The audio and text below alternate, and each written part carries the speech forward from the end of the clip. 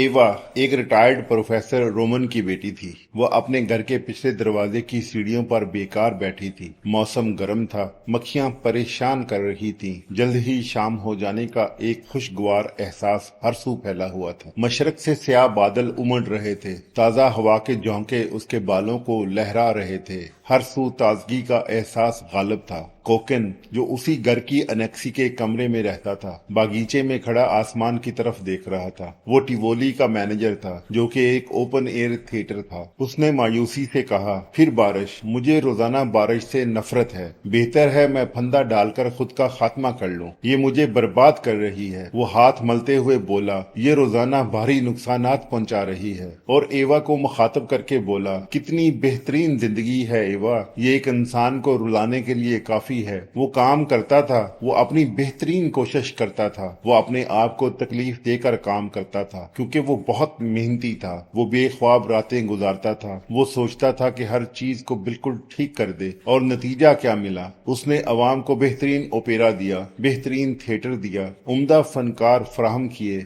लेकिन क्या अवाम को ये सब चाहिए था? उन्होंने उसकी मामूली सी भी तारीफ नहीं की थी। लेकिन बदकिस्मती से अवाम थिएटर और ओपेरा अब इतना पसंद नहीं करते थे। अवाम को आर्ट की बजाय सर्कस चाहिए थी। इस सब से कोकन की हौसला शिकनी होती थी। और फिर मौसम, हर शाम तकरीबन बारिश होती है। मई के आगाज में बारिश शुरू होती और जून के आखिर तक जारी रहती। उसकी मायूसी और बढ़ जाती जब लोग ओपेरा और थिएटर देखने नहीं आते और उसकी कमाई नहीं हो पाती। वो किसी को अदायगी नहीं कर पाता, जबकि उसे अदायगियां करना होती थी। फनकारों को तनख्वाह देना होती थी। अगली सुबह शाम के करीब गहरे बादल दोबारा छा गए और कोकन पागलों के अंदाज में हंसा और बोला, ओह, मुझे कोई फर्क नहीं पड़ता। उसे जो करना है करने दो। हर तरह से पूरे थिएटर और मुझे भी डुबो दो। मुझे पता है मेरे लिए इस दुनिया में कुछ अच्छा नहीं है और ना ही अगली दुनिया में। फनकारों को मुझ पर केस करने दो और मुझे अदालत के दरवाजे तक ले जाने दो। अदालत को छोड़ो, बल्कि मुझे साइबेरिया में कैदे बामुशक्कत दे दो। हा हा हा हा। बदकिस्मती से तीसरे दिन भी ऐसा ही हुआ। एवा कोकन की बातों को संजीदगी और खामोशी से सुनती रही। कभी कभार कोकन के हालात देखकर उसके गालों पर आंसुओं की एक लकीर सी बन जाती। आखिरकार कोकन की बदकिस्मती और बेचारगी ने उसके दिल में घर कर लिया और वो उससे मोहब्बत करने लगी। वो पस्ता कद, कमजोर, जर्द चेहरे वाला इंसान था और घुंघरियाले बाल उसकी पेशानी पर फैले रहते थे। उसकी पतली सी आवाज थी। जब वो बोलता तो उसकी खसूसियत सब पर वाजे हो जाती थी। मायूसी हमेशा उसके चेहरे पर सजी रहती थी। लेकिन इस सब के बावजूद वो एवा में एक इंतहाई नाजुक एहसास जगाने में कामयाब हो गया, जो कि बहुत ही मुखलस और गहरा एहसास था, जो एवा की रूह तक सरायत कर गया था। एवा बचपन से ही मोहब्बत की दुनिया की बासी थी। वो किसी से मोहब्बत किए बगैर नहीं रह सकती थी। मोहब्बत उसके खून में गर्दिश करती थी। उसने अपने बीमार बाप से बहुत मोहब्बत की थी। वो हर वक्त इजी चेयर पर बैठे रहते थे, कमरे में अंधेरा करके भारी सांस लेते रहते थे। उसने अपनी चची से भी बड़ी मोहब्बत की थी, जो साल में एक या दो बार उनसे मुलाकात करने बर्लिन से आती थी। और उससे पहले वो जब कॉलेज की तालबा थी तो अपने फ्रांसीसी उस्ताद से भी मोहब्बत की थी। वो एक खामोश, दिलसोज, रहम दिल और नरम मजाज लड़की थी। उसकी बातें नर्म और दिलकशी से भरी होती थी और उसकी शख्सियत बहुत सेहतमंद और मुस्बत तासर बनाती थी। उसके गोल गुलाबी गाल, उसके नरम सफेद गर्दन जिस पर काला तिल था और उसकी अल्लड़ मुस्कुराहट, जो भी देखता बस देखता रह जाता। वो कहीं भी जाती महफिल की जान और सबकी तवज्जो का मरकज बन जाती। हर कोई उससे मिलकर खुशी का इजहार करता। इसी वजह से अपने और पराए सब एवा को कम उम्री से ही डार्लिंग कहकर पुकारते थे। ये घर उसे विरासत में मिला था, जहां वो पैदाइश से अब तक रहती आ रही थी। ये शहर के मशहूर जिप्सी रोड पर वाक़या था और टिवोली गार्डन से ज्यादा दूर नहीं था। शाम के आगाज से लेकर रात के गहरा होने तक उसे थिएटर में मौसीकी और पटाखों की आवाजें सुनाई देती रहती और महसूस करती जैसे कोकन अपने नसीब के साथ लड़ रहा है और अपने अहम दुश्मन बेपरवाह अवाम के खिलाफ जंग कर रहा है। ये सोचकर उसका दिल पिघल जाता। अमूमन उसे सोने की जल्दी नहीं होती थी और आज जब कोकन सुबह के वक्त घर वापस आया तो उसने अपनी खिड़की का शीशा खटखटाया और कोकन को पर्दों के पीछे उसका चेहरा और सफेद कंधा नजर आया। उसने एवा की दिल फरेब मुस्कुराहट भी महसूस की। अगले ही दिन कोकन ने उसे शादी की पेशकश कर दी और दोनों ने शादी कर ली। और जब उसने पहली बार उसकी नरमो मुलायम खूबसूरत गर्दन और कंधों को देखा तो अपने हाथों को मलते हुए बोला, तुम मेरी जान हो। जिंदगी में पहली बार वो खुश हुआ था। बदकिस्मती से उनकी शादी के दिन भी बारिश होती रही और उसके चेहरे से ये अफसुर्दा अजहार कभी नहीं गया। इन दोनों का कपल बहुत अच्छा रहा। वो टिवोली के कैशियर बॉक्स में बैठती, थिएटर का इंतजाम संभालती, अखराजात का इंदराज करती और फनकारों को तनख्वाहें देती। उसके गुलाबी गाल, उसकी नाजुक ख्वाबनाक मुस्कुराहट जो उसके चेहरे को नुमायां बनाती, कैशियर की खिड़की के पीछे पस मंजर में और कैफे में सबको नजर आती और वो उस माहौल में रच बस गई। वो अपने दोस्तों को अक्सर कहती कि थिएटर की दुनिया सबसे बड़ी, सबसे अहम और सबसे जरूरी चीज है। ये लुत्फ उठाने, इंसानियत को फैलाने और तालीम हासिल करने के लिए बेहतरीन जगह है। कोकन अक्सर सवाल करता, क्या आपको इल्म है कि अवाम इसकी कदर नहीं करती? वो अक्सर कहता, अवाम चाहती है सर्कस और तफरीह। कल हमने ओपेरा का शो किया लेकिन तमाम बॉक्स खाली थे। अगर हमने कुछ बेमानी बकवास शो किया होता तो मैं आपको यकीन दिलाता हूँ कि थिएटर भरा हुआ होता। जो कुछ कोकन थिएटर और अदाकारों के बारे में कहता वो उसे अक्सर दोहराती, वैसे ही जैसे कोकन कहता था। अवाम की बेपरवाही, फन की बेहरमती और दिलचस्पी की कमी। वो अक्सर रिहर्सल में शिरकत करती, अदाकारों की तरबियत करती,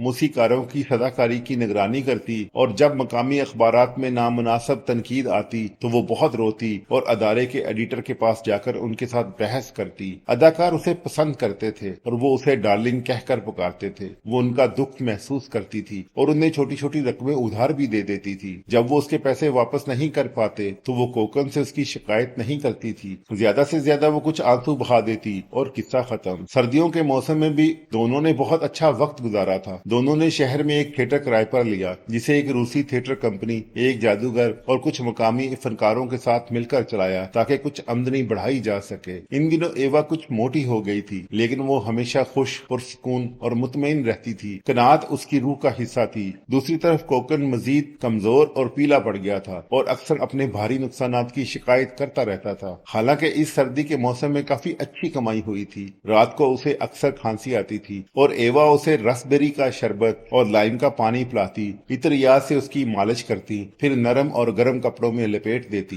वो बहुत खलूस और ईमानदारी से उसे कहती, तुम मेरे लिए बहुत अहम हो, बहुत ही कीमती हो, और उसके बालों को हल्के से छेड़ती। कोकन उसके लिए किसी पहाड़ी मोहब्बत के देवता की तरह अहम था। ईवा दीवानों की तरह उसे चाहती थी। फिर एक दिन कोकन किसी रूसी थिएटर कंपनी को लेने मास्को से चला गया और जब वो मास्को से बाहर था तो ईवा को नींद नहीं आती थी। वो सारा वक्त खिड़की में बैठी रहती थी, सितारों को देखती रहती थी। उसने खुद को उन मुर्गियों से मुआवजा किया जो अपने मुर्गे के दूर होने पर बेचैन हो जाती हैं और उन्हें नींद नहीं आती। कोकन को मास्को से गए काफी दिन बीत गए थे। फिर उसने पैगाम भेजा कि वो ईस्टर के दौरान वापस आएगा और अपने खत में टिवोली के इंतजामात के बारे में बात की। मगर कुछ दिनों के बाद एक अंधेरी रात ईस्टर के दिन से कबल बदशगुनी की तरह दरवाजा खटखटाने की आवाज आई। अंधेरी और सर्द रात की खामोशी में वो आवाज ऐसी थी जैसे कोई पाइप बजा रहा हो, टन टन टन। ऊँगता हुआ बावर्ची जूतों के बगैर पानी में से होता हुआ गेट खोलने के लिए दौड़ा। दरवाजा खोले बराहे करम, किसी ने भारी आवाज में कहा, मेरे पास आपके लिए एक टेलीग्राम है। एवा को पहले भी अपने शोहर से टेलीग्राम मिलते रहते थे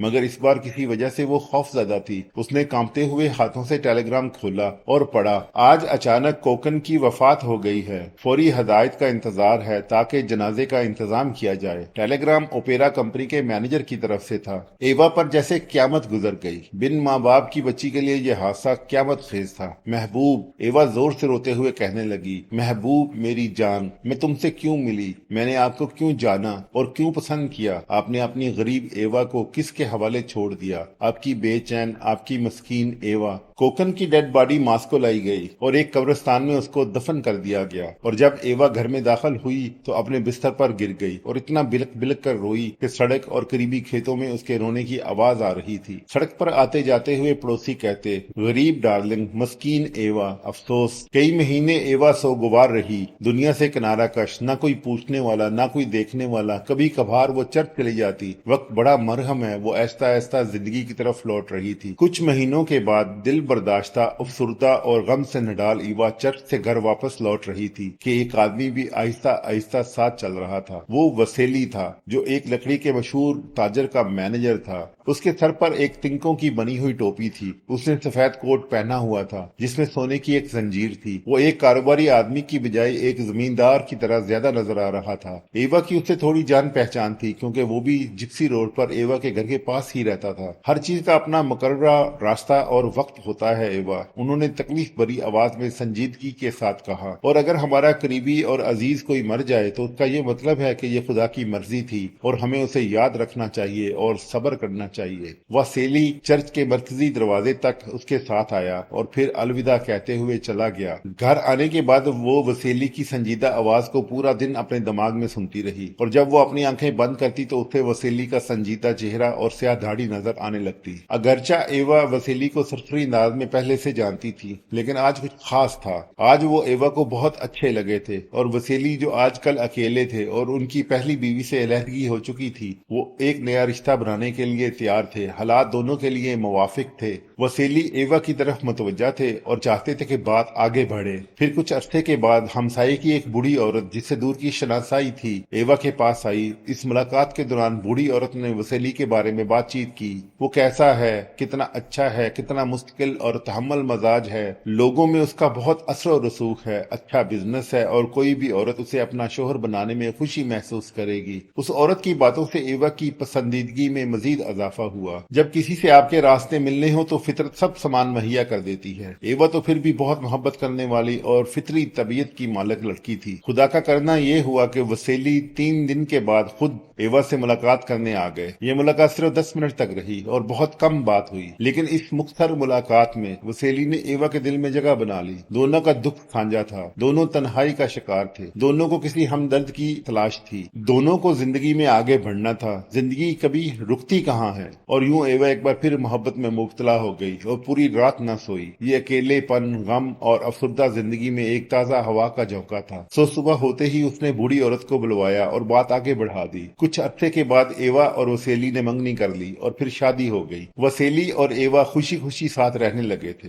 आमतौर पर वो रात के खाने तक लंबर के कारखाने में रहते। वसेली कभी कभार इलाज के सिलसिले में बाहर निकल जाता। उसकी गैर मौजूदगी में एवा शाम तक दफ्तर में उसकी जगह पर काम करती। वो तमाम कारखाने का हिसाब देखती और जरूरी तफसीलात लेजर में लिख लेती। वो अपने कस्टमर्स और जानने वालों को बताती कि लकड़ी के कारोबार में कितना फायदा है। अब देखो, इस साल कीमत में 20% इजाफा हुआ है। वसेली लकड़ी दूसरे मुल्कों से भी बरामद करता है और तौबा कितना टैक्स देना पड़ता है। वो खौफजदा होकर अपने खूबसूरत चेहरे को दोनों हाथों से छुपा कर कहती। वो ऐसा महसूस करती जैसे लंबर के इस कारोबार में वो कब से मसरूफ हो, और उसे लगता था कि जिंदगी में सबसे अहम और लाजमी चीज लंबर ही है। हाँ, एवा ऐसी ही थी। वो जिससे मोहब्बत करती उसके रंग में रंग जाती। उसकी हर अदा, हर हरकत चीख चीख कर उसकी मोहब्बत का इजहार करती। अपनी नेचर और आदत के मुताबिक वो लंबर के कारोबारी रमूज में रच बस गई थी। लंबर के मुख्तलिफ आइटम उसे अजबर हो चुके थे, जैसे बीम, जोइस्ट, क्लैंक और क्लैम्प। वो बड़े दिलफरेब अंदाज में उनका नाम लेती। वो रात को ख्वाब में देखती कि बड़े बड़े पहाड़ों और जंगलों से लंबर से भरी बड़ी बड़ी गाड़ियों की लंबी कतारें आ रही हैं। अलगर्ज एवा वसेली की दुनिया में गुम हो गई थी, जिससे निकलने का अब वो तसव्वुर भी नहीं करती थी। अब एवा की जिंदगी वसेली से शुरू होती और उसी पर खत्म होती। अगर वसेली कहता कमरा गर्म है, एवा कहती हाँ कमरा गर्म है। अगर वसेली समझते कारोबार सुस्त है, एवा भी समझती कि कारोबार सुस्त है। वसेली ज्यादा तफरी पसंद नहीं थे और अमूमन छुट्टियां भी घर पर ही गुजारते थे, सो एवा भी यही करती। एवा के दोस्त और जानने वाले अक्सर उसे कहते कि तुम हमेशा घर पर होती हो या फिर दफ्तर में, डार्लिंग तुम थिएटर या सर्कस क्यों नहीं आती। वो धीरे से जवाब देती, वसेली और मैं थिएटर नहीं जाते क्योंकि हमें काम करना होता है, हमें बेईमानी बातों के लिए वक्त नहीं मिलता। थिएटर जाने से क्या मिलता है। वाई हैरत, ये वही एवा थी जो घंटों खिड़की में बैठकर टिवोली से आने वाली सर्कस की आवाजें सुना करती थी, और जब कोकन जिंदा था तो थिएटर का पूरा इंतजाम संभालती थी। लेकिन एवा की ये खूबी थी कि वो हालात से समझौता करने में देर नहीं लगाती थी। वो माजी में नहीं रहती थी, वो हाल से मोहब्बत करती थी। उसका फोकस जिंदगी में क्या है पर रहता था, क्या नहीं है की दौड़ में वो शामिल ही नहीं होती थी। सो हफ्ता के दिन एवा और वसेली चर्च जाते। छुट्टी वाले दिन भी ज्यादातर चर्च में गुजारते। वापसी पर वो दरिया किनारे चहलकदमी के लिए चले जाते। दोनों ज्यादातर वक्त साथ गुजारते और एक दूसरे में गुम रहते, मोहब्बत भरी बातें करते। शाम को घर में लवाजमात के साथ चाय पीते। बहार के मौसम में घर के बाहर वाले बागीचे से भीनी भीनी खुशबू हर सू फैल जाती। कभी धूप निकलती तो दोनों बागीचे में बैठकर सूप पीते। हफ्ते में एक बार दोनों सवाना लेने मकामी होटल जाते और वापसी पर सवाना की गर्मी की वजह वजह से दोनों के सफेद चेहरे सुर्ख हो रहे होते। एवा अक्सर अपने दोस्तों से कहती, हमारी जिंदगी बहुत अच्छी गुजर रही है, खुदा का जितना भी शुक्र अदा करूं कम है। एक दफा वसेली को कारोबार के सिलसिले में मुल्क से बाहर जाना पड़ा तो एवा को उनकी बहुत याद आती थी। रातों को सो नहीं पाती थी और रोती रहती थी। इन्हीं दिनों रूसी फौज का एक वेटरनरी सर्जन व्लादिमीर एवा के घर की एनेक्सी में किराए पर रहने लगा। उसकी यूनिट शायद किसी एक्सरसाइज पर थी। कभी कभी शाम को एवा से मुलाकात करने आ जाता। अक्सर उसके दूसरे फौजी दोस्त भी होते। वो मुख्तलिफ वाकयात बयान करता, एवा के साथ कार्ड्स खेलता। इस तरह एवा का कुछ दिल बहल जाता। व्लादिमीर की कहानियों में उसकी जिंदगी के वाकयात काफी दिलचस्प थे, क्योंकि वो फौज में होने की वजह से मुख्तलिफ इलाकों में सफर करता रहता था। वो शादीशुदा था और उसका एक बेटा था साशा, लेकिन बदकिस्मती से उसने अपनी बीवी से अलहदगी कर ली थी, क्योंकि उसने उसे धोखा दिया था और अब वो उसे नफरत करता था। बेटा छोटा था और अपनी माँ के पास रहता था। एवा व्लादिमीर से उस बात का बहुत अफसोस करती थी। शाम होती तो वो व्लादिमीर को अलविदा करने दरवाजे तक जाती और वक्त गुजारने के लिए शुक्रिया अदा करती और उसे दुआएं देती। वो अक्सर उसे मशवरा देती, व्लादिमीर तुम्हें अपनी बीवी के साथ सुलह कर लेनी चाहिए, उसे माफ कर देना चाहिए अपने बेटे की खातिर। जब वसेली अपने सफर से वापस आए तो एवा ने व्लादिमीर और उसकी जिंदगी के बारे में वसेली को बताया और वो सुनकर अफसोस करते रहे और व्लादिमीर के बेटे के हालात बारे फिक्रमंद हुए, जो यकीनन अपने वालिद की याद में रोता होगा। फिर खुदा से दुआ की कि वो व्लादिमीर और उसके बच्चे पर अपना रहम करे और उनकी जिंदगी आसान फरमा दे। और इस तरह वसेली 6 साल तक खुशी और अमन के साथ मुकम्मल मोहब्बत और हम आहंगी के साथ एवा के साथ रहे। लेकिन इस साल सर्दियों में जब वसेली टोपी और गर्म कपड़ों के बगैर लंबर यार्ड से निकले तो उन्हें सर्दी लग गई। वो शदीद बीमार हो गए। उनका इलाज बेहतरीन डॉक्टर ने किया, मगर बीमारी थी कि मसलसल बढ़ती गई और वो बिस्तर पर लग गए और 4 महीने की शदीद बीमारी के बाद फौत हो गए। एवा दोबारा बेवा हो गई थी। मेरे प्यारे, तुमने भी मुझे छोड़ दिया, उसने हज़ियानी लहजे में पुकारा। अब मैं तेरे बगैर कैसे रहूंगी? इस बदकिस्मत को क्यों अकेले छोड़ दिया? यतीम और बेकस को दुनिया में अकेला छोड़ दिया। वो स्याह मातमी लिबास पहनकर घूमती रहती। उसने उम्दा लिबास पहनने छोड़ दिए, टोपियां और दस्ताने पहनना बंद कर दिए। वो अपनी जिंदगी में मुकम्मल तौर पर खामोश हो गई। सिर्फ चर्च जाती और वसीली की कब्र की जियारत के अलावा घर से बाहर बहुत कम निकलती थी। वो तकरीबन एक राहिबा की जिंदगी गुजारने लगी। इस मातम में 6 माह गुजर गए। फिर उसने अपना मातमी लिबास उतारा और घर की खिड़कियां खोली। कभी कभार सुबह अपने कुक के साथ बाजार जाती, लेकिन घर में कैसे रहती थी इसका सिर्फ अंदाजा लगाया जा सकता था।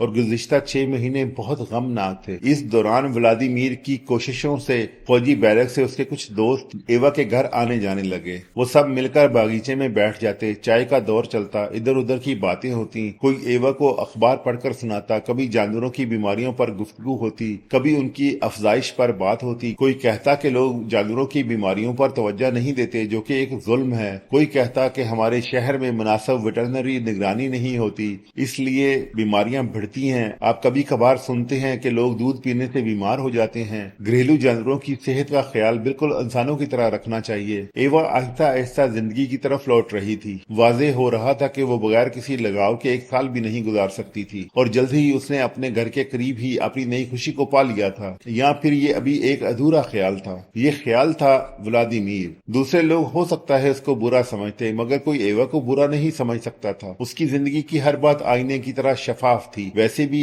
उन दोनों ने कभी भी अपने तल्लुकात बारे कोई बात नहीं की थी और उसको छुपाने की भी कोशिश की थी, लेकिन बेनतीजा रही, क्योंकि एवा में राज रखने की कोई सलाहियत ही नहीं थी। जब व्लादिमीर के दोस्त उन्हें मिलने आते तो वो शाम की चाय पेश करती, उनसे मौजू गुफ्तगू करती। व्लादिमीर और एवा खुश थे और उनकी दोस्ती खूब निभ रही थी, लेकिन उनकी खुशी का अरसा बहुत कम था, क्योंकि व्लादिमीर की रेजिमेंट कहीं और मुंतकिल हो रही थी और उसे साथ जाना था। इस पर उसका तबादला शायद साइबेरिया के करीब हुआ था और यूं एवा तनहा रह गई थी। अब वो बिल्कुल तनहा थी। उसके वालिद कब के मर चुके थे। उनके आराम करने वाली कुर्सी धूल से अटी पड़ी थी और कुर्सी की एक टांग भी टूट गई थी। एवा दुबली और मुकम्मल तौर पर घरेलू हो गई थी और वो लोग जो रास्ते पर देखकर उसे खुश हो जाते थे अब इतनी तवज्जो नहीं देते थे। जाहिर है ऐसा ही होता है। उसकी बेहतरीन उम्र गुजर चुकी थी। दुनिया भी तभी आपको पूछती है जब आप खुशगवार जिंदगी गुजार रहे होते हैं। मुश्किलात में कोई आपका साथ नहीं देता। लोग हंसने वालों का साथ देते हैं, गम बांटने वाले लोग बहुत कम होते हैं। एवा का अलमिया ये भी था कि उसके 2 खामद वफात पा गए और बदकिस्मती से उसकी कोई औलाद नहीं हुई। सो ये अमर और भी अफसोसनाक था। उम्र भी ढल रही थी और किसी का साथ भी नहीं था। अकेलापन उस मोहब्बत करने वाली लड़की को सांप की तरह डसता था। हस्बे मामूल शाम को एवा सीढ़ियों पर बैठी रहती और टवेली से आने वाली मौसीकी और पटाखों की आवाजें सुनती, मगर अब उसके दिल में कोई जवाब नहीं आता था। वो बेदिली से घर की तरफ देखती, वो कुछ भी नहीं सोचती थी, कुछ नहीं चाहती थी, और जब रात होती तो बिस्तर पर लेट जाती। वो खाती थी, पीती थी, बिल्कुल ऐसे जैसे कि मजबूरी हो। वो एक जिंदा लाश थी। और सबसे दर्दनाक पहलू ये था कि अब उसकी अपनी कोई सोच नहीं थी। वो सब कुछ देखती और समझती थी जो उसके इर्द गिर्द हो रहा होता था, मगर वो उस पर अपनी कोई सोच नहीं बनाती थी। उसे कुछ बात करने का पता नहीं था, और अपनी सोच न होना बहुत ही खौफनाक था। ऐसे लगता था कि उसमें जीने की उमंग खत्म हो रही थी। अंदर ही अंदर वो मर रही थी। पहले कोकन, फिर वासेली, और अब व्लादिमीर। उनके होते हुए एवा के पास हर बात की वजह होती थी, मगर अब उसके दिल और दिमाग में बस खालीपन रह गया था, जैसा कि उसके बगीचे में था जिसकी देखभाल अब कोई करने वाला नहीं था। मास्को शहर धीरे धीरे बदल रहा था और फैल रहा था। जिप्सी रोड अब एक गली बनकर रह गया था, और जहां टिवोली और लंबर यार्ड थे वहां अब घरों का एक सिलसिला बन गया था। कितनी जल्दी वक्त गुजरता है। एवा का घर भी अब गमगीन हो गया था। छत पर जंग लग गया था और बैरूनी दीवार टेढ़ी हो गई थी। जड़ी बूटियों और कांटे घर के बागीचे में भर गए थे। एवा खुद भी बूढ़ी हो गई थी। उसकी खूबसूरती जवाल पजीर थी। गर्मियों में वो सीढ़ियों पर बैठी रहती, और अब उसकी रूह खाली, जिस्म थकावट का शिकार, और तबीयत में कड़वाहट। जब वो बरसात की खुशबू महसूस करती, चर्च की घंटियों की आवाज सुनती, तो अचानक यादों का एक सैलाब उस पर उमड़ आता।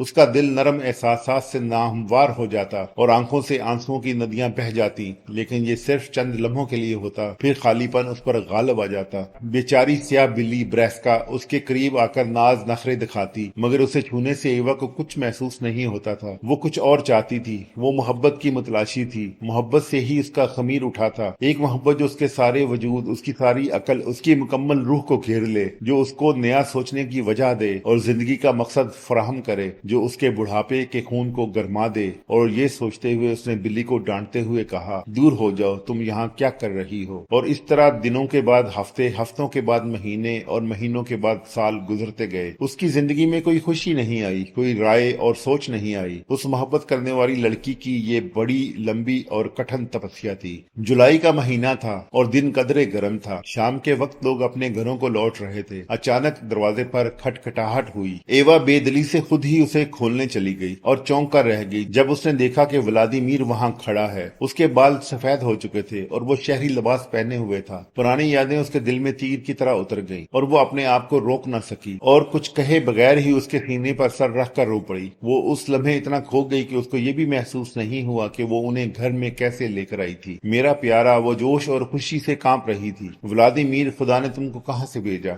व्लादिमीर बोला, मैं यहाँ मुस्तकिल आबाद होना चाहता हूँ। मैंने अपने ओहदे से इस्तीफा दे दिया है और यहाँ मुस्तकिल जिंदगी गुजारने का इरादा लेकर आया हूँ। अलावा अजी, मेरे बेटे साशा को जिम भेजने का वक्त आ गया है। अब वो बड़ा हो गया है। तुम जानती हो मैंने अपनी बीवी से सुलह कर ली है। वो कहाँ है? एवा ने पूछा। होटल में बच्चे के साथ, व्लादिमीर ने जवाब दिया। मैं अपनी रहायश तलाश कर रहा हूँ। खुदा की कसम तुम्हें मुबारक हो, मेरा घर ले लो, तुम मेरे घर में रहोगे। ओ प्यारे, वाकई मैं तुमसे कोई किराया नहीं लूंगी। एवा बहुत बेकाबू होकर बोली और फिर रोना शुरू कर दिया। तुम यहाँ रहो, ये घर काफी बड़ा है। ओ खुदा। अगले ही दिन छत को रंग किया गया, दीवारों को मरम्मत किया गया, बागीचे की सफाई करवाई गई और एवा इस सब की देखभाल कर रही थी। उसके चेहरे पर उसकी पुरानी मुस्कुराहट लौट आई थी और वो रोशन हो गया था। उसे लगा जैसे उसका जिस्म एक तवील नींद से बेदार हुआ है। कुछ दिनों में व्लादिमीर के बीवी बच्चे भी आ गए। उसकी बीवी एक दुबली पतली सादा औरत थी। उसका चेहरा बदमिजाजी का इजहार करता था। 10 साल की उम्र का साशा एक गोल मटोल बच्चा था जिसकी गहरी नीली आंखें और गालों में घड़े थे, और जब घर के अंदर आया तो फौरन बिल्ली की तरफ भागा और घर उसकी खुशियों और आवाजों से गूंज रहा था। सच कहते हैं बच्चे ही घरों की रौनक होते हैं। क्या ये आपकी बिल्ली है खाला?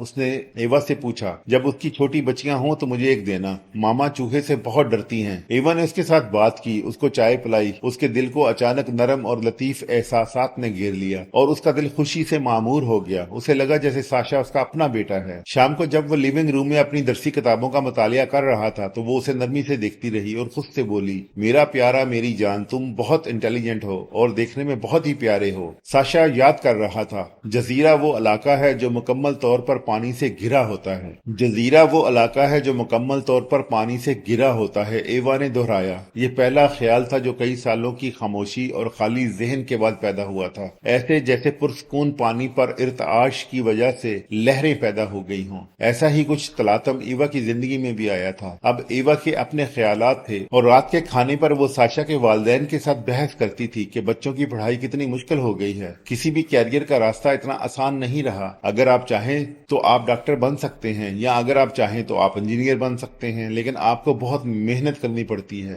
ساشا اسکول جانے لگا۔ اس کی ماں پھر سے روٹ کر دوسرے شہر خارکوف اپنی بہن کے پاس چلی گئی اور پھر واپس نہیں لوٹی۔ ولادیمیر اپنے کاموں کے سلسلے میں کئی دن غائب رہتا۔ وہ پوری کوشش کر رہا تھا کہ مستقل رہنے کا سبب بن جائے۔ ان حالات میں ایوا کو لگتا تھا کہ ساشا کو مکمل طور پر اس کے حوالے چھوڑ دیا گیا ہے۔ ایوا بھی ساشا کا پورا خیال رکھتی۔ ساشا کی ضروریات پوری کرنے کے لیے ایوا نے اس کے ساتھ والا کمرہ اپنے لیے آراستہ کر لیا تاکہ وہ ہر وقت اس کی نگہداشت کر سکے۔ ہر صبح ایوا اس کے کمرے میں آتی۔ وہ گہری پرسکون نیند سو رہا ہوتا، ایسے لگتا جیسے وہ سانس بھی نہیں لے رہا۔ ایسے میں اس کو اسکول کے لیے جگانا مشکل ہو جاتا۔ ساشا، وہ بھرائی ہوئی آواز میں کہتی، بیدار ہو جاؤ پیارے، اسکول جانے کا وقت ہو گیا ہے۔ وہ بیدار ہوتا، کپڑے پہنتا، دعا مانگتا، پھر چائے اور ناشتہ کرنے بیٹھ جاتا۔ ابھی تک وہ پوری طرح نہیں جاگا ہوتا تو وہ تھوڑا غصہ ہو جاتی۔ ایوا کہتی، ساشا تم بہت پیارے ہو، لیکن تمہیں محنت کرنی چاہیے اور اپنے اساتذہ کی باتوں کا پورا خیال رکھنا چاہیے۔ پھر وہ اسکول کی سڑک پر چلا جاتا، ایک چھوٹا سا بچہ جو ایک ٹوپی پہن کر اور پیٹھ پر ایک بیگ لٹکائے، اور ایوا اس کے پیچھے چپکے چپکے چلتی رہتی۔ ساشا، اس نے پکارا۔ ساشا نے مڑ کر دیکھا اور ایوا نے اس کے ہاتھ میں ایک کھجور اور کریمل کا ٹکڑا پکڑا دیا۔ جب وہ اسکول کی سڑک تک پہنچا اس نے مڑ کر کہا، آپ سکون کے ساتھ گھر واپس جائیں خالہ، باقی راستہ میں خود طے کر لوں گا۔ لیکن ایوا اس کو تب تک دیکھتی رہی جب تک کہ وہ اسکول کے دروازے میں داخل ہو کر نظروں سے اوجھل نہیں ہو گیا۔ وہ اسے کتنا پیار کرتی تھی، اس کے دوسرے کسی رشتے کی تو اتنی گہرائی ہو ہی نہیں سکتی تھی۔ پہلے کبھی اس نے خود کو اتنا مکمل، اتنا مفید اور اتنا خوش نہیں دیکھا تھا۔ اس بچے کے لیے جو اس کا نہیں تھا، اس کے گالوں پر پڑنے والے ڈمپل کے لیے، اس کے سر پر رکھی ٹوپی کے لیے وہ اپنی زندگی دینے کو تیار رہتی تھی، اور یہ سوچتے ہوئے خوشی اور روحانی خوشی کے آنسو اس کی آنکھوں سے رواں ہو جاتے۔ جب ایوا نے ساشا کو اسکول کی سڑک پر آتے دیکھا، وہ خاموشی سے گھر واپس آئی، خوش، پرسکون، محبت سے بھری ہوئی۔ اس کے چہرے پر جو پچھلے کچھ مہینوں میں پھر سے جوان اور تر و تازہ ہو گیا تھا، مسکراہٹ اور خوشی پھوٹ رہی تھی۔ اب دوبارہ لوگ جو اس سے ملتے وہ خوش ہو جاتے اور کہتے، آپ کیسی ہیں ایوا ڈارلنگ، آپ کی زندگی کیسی گزر رہی ہے ڈارلنگ۔ اسکول کا کورس آج کل بہت مشکل ہو گیا ہے، ایوا نے بازار میں بتایا۔ یہ کوئی مذاق نہیں ہے، کل پہلی کلاس تھی اور ساشا کو ایک فیبل یاد کرنی تھی اور ایک لاطینی ترجمہ اور ریاضی کا ایک مسئلہ حل کرنا تھا۔ ایک چھوٹا سا بچہ ان سب کو کیسے کرے گا؟ پھر اس نے اساتذہ اور اسواق کے بارے میں بات کی۔ ساشا نے جو کچھ اسے بتایا وہ دہراتی رہی، ہمیشہ کی طرح۔ وہ جس سے محبت کرتی اس کے رنگ میں رنگ جاتی، اور اب اس کی محبت ساشا تھا، ایک 10 سالہ بچہ جس نے اسے دوبارہ زندہ کر دیا تھا۔ 3 بجے دونوں نے دوپہر کا کھانا کھایا۔ شام کو انہوں نے مل کر اسکول کے سبق تیار کیے اور پھر ساشا کو سونے کے لیے لٹا دیا اور اسے دیکھتی رہی۔ جب وہ سو گیا تو اس پر کراس کا نشان بنایا اور اس کی سلامتی کی دعا پڑی اور پھر بستر پر آ کر لیٹ گئی۔ اچانک دروازے پر زوردار کھٹکھٹاہٹ ہوئی۔ ایوا ڈر سے زور زور سے سانس لینے لگی اور اس کا دل تیزی سے دھڑک رہا تھا۔ اس نے خوفزدہ ہو کر سوچا، لگتا ہے ٹیلی گرام آیا ہے اور ساشا کی ماں نے اسے خارکوف بلوا لیا ہے۔ یہ سوچ کر وہ مایوس ہو گئی۔ اس کے سر، پیر، ہاتھ اور پاؤں ٹھنڈے پڑ گئے۔ دنیا میں کوئی اور بدنصیب اس جیسا نہ ہوگا، اس لمحے اس نے ایسا ہی محسوس کیا۔ لیکن ایک اور منٹ گزرا اور اسے کچھ آوازیں سنائی دیں۔ وہ ولادیمیر کے کچھ پرانے دوست تھے جو اس سے ملنے آئے تھے۔ شکر ہے خدا کا، اس نے سوچا، اور دھیرے دھیرے دل کا بوجھ اترنے لگا۔ وہ دوبارہ سکون محسوس کرنے لگی اور وہ بستر پر واپس لوٹ آئی۔ ساشا کے بارے میں سوچنے لگی جو اگلے کمرے میں گہری نیند سو رہا تھا، اور اب ایوا کی زندگی میں سکون ہی سکون تھا، ایک گہرے سمندر کی طرح، اور ساشا اس کی زندگی کا محور بن گیا تھا۔ ایک محبت کرنے والی کو بالآخر ایک معصوم محبت مل گئی تھی، شاید اس کی روح اسی محبت کی متلاشی تھی۔